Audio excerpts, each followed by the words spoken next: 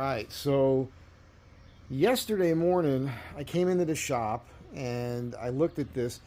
I had a runner, I had these longer pieces underneath the top, and I had a little bit more weight probably on this side. And when I looked underneath, and you can't see it completely now because it's changed again, there's a little bit of a gap still right here, right? You see that?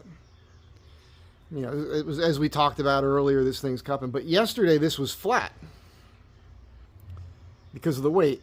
And remember, now we've got a center here, we got a center here, we got a center here. It turns out all these boards, there's a center here, are the centers. These are like the worst boards, right? So what that tells me is that this easily flexes. It's not just that it warped, it's easily flexible. Again, because these boards here are not really the ones that should have been used. Which, I'm not complaining, I'm just making a statement. Now, that made me think, well, if I can move it that easy, which you shouldn't be able to do, maybe I don't need to sand it. Maybe the way I'm engineering this top and putting the breadboard edges on it and everything else, and I'll walk you through that in a moment, will be enough. I think it will be. So what we're going to do right now is we're going to do a practical experiment. So what I'm going to do is get the stuff off the top of this. I'm going to put 2 straight runners that are flat, dead flat, underneath of it.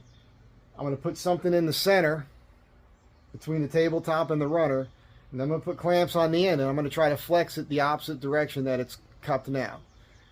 And depending on what it takes to do that, and I don't think it's going to take very much, that's going to confirm what I'm thinking in my mind.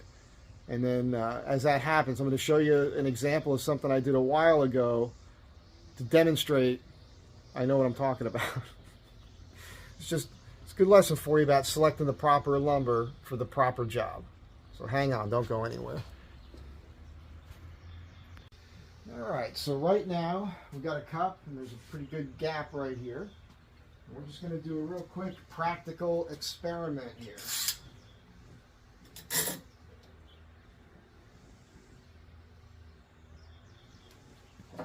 Doesn't take much.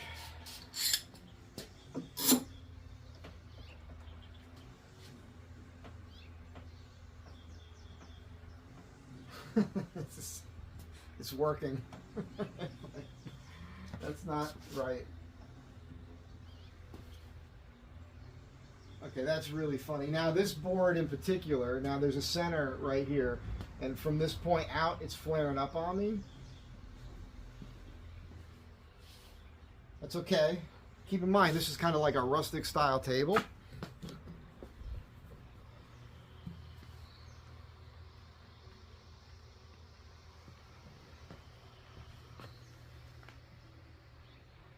You might catch that right there on the very end.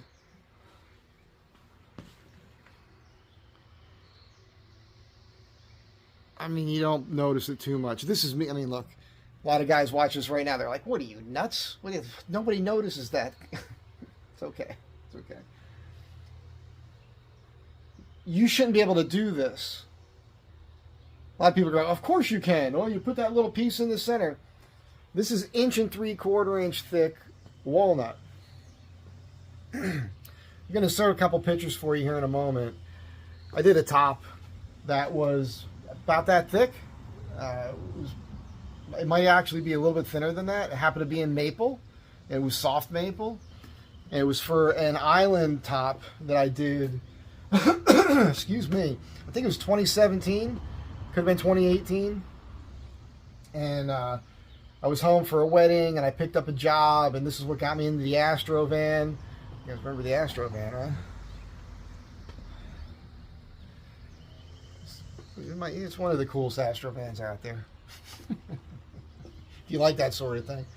So I was back in Jersey. I picked up this gig to build this top, and I came back to LA and had a good deposit for that project, and I ended up selling my truck and buying an Astro van. It was a 2-wheel drive, and I took the front seat out because I made all these parts, and I loaded that van up. I put a platform in the back of it, and I drove it across the country in February. I slept in that van uninsulated in 17 degrees Fahrenheit. Yeah, it's pretty wild. Anyhow, that top that I made, part of it cantilevers beyond its base about 14 inches or so. I believe that's correct, 14 to 16 inches. And the idea was, when I told them, when I put it in, when I installed it, I told them, I was like, you need, it was all designed with the idea that there were going to be brackets put in to hold that top up. And they never did that. And a couple years went by, and I went by to look at it, and I've got some pictures of it.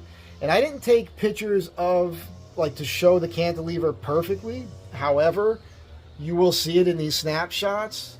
I'm going to insert them right here. Don't go anywhere.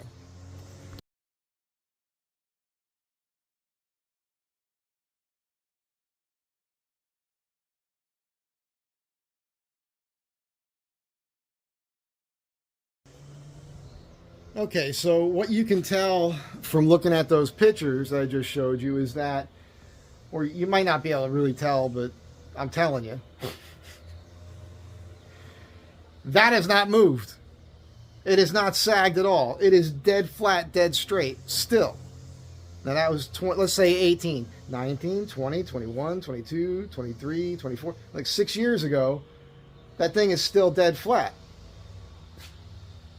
If I had this thing hanging off somewhere without it being supported, it's going to do this sort of thing. It's going to move on you. And now that we know, we did this experiment, we know how kind of weak it is. If it was unsupported, you could jump on it and it would snap. Okay, again, that's just because, by the way, I'm not picking on anybody. It might sound like it, but I'm not. Center of a tree, right here. Center of the tree, right here. Center of the tree, right here. This one here has its own issues. I don't know if that is a center or not. So this is the only board that's not a center board, but it has a whole lot of voids in it. Again, I think these were left over. Nobody took them because of this. Like, the people who select lumber to build stuff, they're not going to pull these boards. So what's going to happen, we're going to be perfectly fine here. Everything's going to work out great because between the breadboard edge that I put on the edge of this tabletop and the support of the base,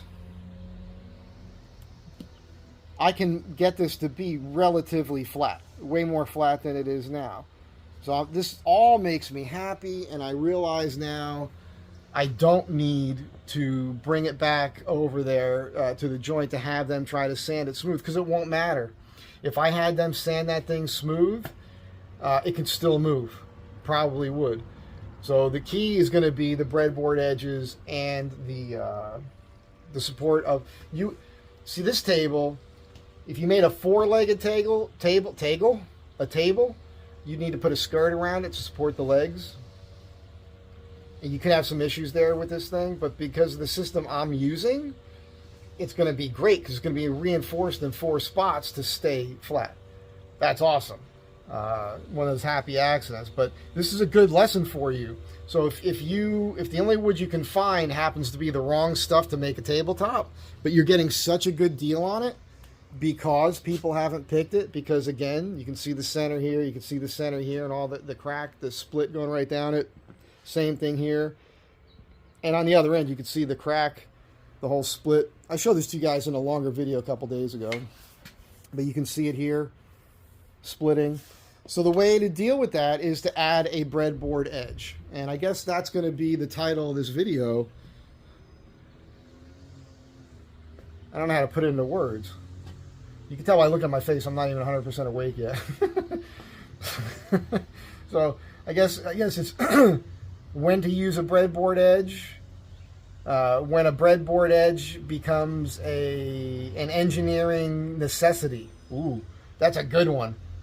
This is what happens when you read books, you know. You come up with this way of thinking. I don't know what I'm saying. I'm a little punchy this morning. That's it. Hope you guys enjoyed this woodworking tips, you know. And I'm happy. Everything worked out great. Practical experiment right there before your eyes. You see it happening. So that's it. I'm going to get on the work here. Have a great day. Be kind to one another. I'll catch you all in the next one.